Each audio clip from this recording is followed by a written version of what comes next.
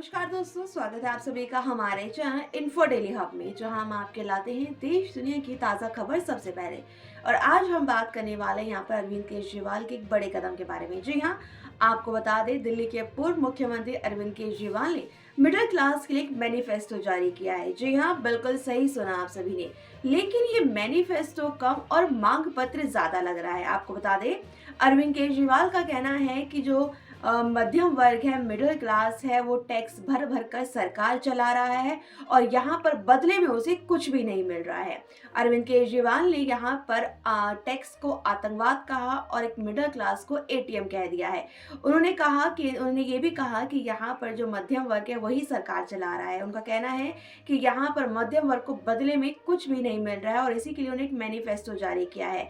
लेकिन साथ ही साथ उन्होंने यहाँ पर केंद्र सरकार से मांग भी की है कि आने वाले बजट में आने वाला बजट जो होगा वो मध्यम वर्ग को पूरी तरह से समर्पित होना चाहिए। और इसके लिए उन्होंने मिडिल क्लास मैनिफेस्टो .com एक वेबसाइट भी लॉन्च करी है, जिसमें उन्होंने 7 मांगे यहाँ पर सामने रखी हैं। तो सबसे पहले यहाँ पर शिक्षा बजट। उन्होंने इसको कहा कि शिक्षा बजट को 2% से बढ़ाकर 10% किया जाना चाहिए और निजी स्कूलों को लेकर यहाँ पर जो उनकी फीस है उसकी सीमा तय होनी चाहिए। दूसरा, उन्होंने स्वास्थ्य बजट के लिए कहा, जिसको यहाँ पर उन्होंने कहा कि इसको भी 10% तक बढ़ाया जाना चाहिए और हेल्थ इंश्योरेंस से टैक्स हटा देना चाहिए। तीसरा, आय छूट पे उन्होंने कहा कि 7 लाख से लेकर यहाँ पर 10 लाख तक बढ़ाने की उन्होंने मांग की है, इनकी सिफारिश की है।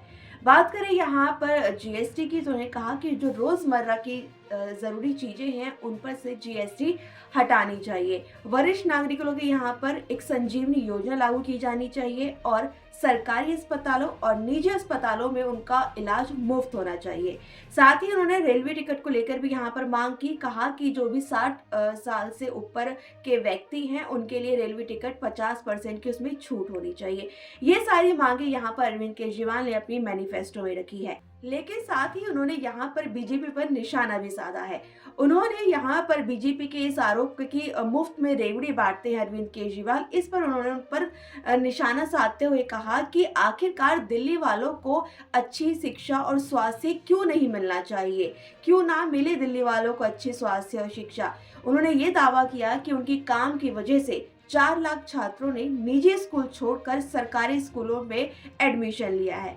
उन्होंने ये दावा किया है कि यहाँ पर जो उनकी सरकार है वो सड़क से लेकर संसद तक मध्यम वर्ग की आवाज को पहुंचाएगी और मध्यम वर्ग जो है वो देश की असली शक्ति है, जिसे पहले की सरकारें नजरअंदाज करती हुई आई हैं। अब इस बात को लेकर यहाँ पर केजरीवाल ने मांगे तो रख दी हैं, लेकिन क्या दोस्तों आपको लगता है कि अरविंद केजरीवाल का जो कदम है, जो उन्होंने मिडिल क्लास को लेकर ये मैनिफेस्टो जारी किया है, क्या ये मध्यम वर्ग को अपनी तरफ आकर्षित कर पाएगा इस चुनाव में? क्या ये अरविंद केजरीवाल की कोई चुनावी रणनीति है जो मध्यम वर्ग को वो अपनी तरफ आकर्षित करना चाहते हैं? क्या वाकई में ये काम करेगा?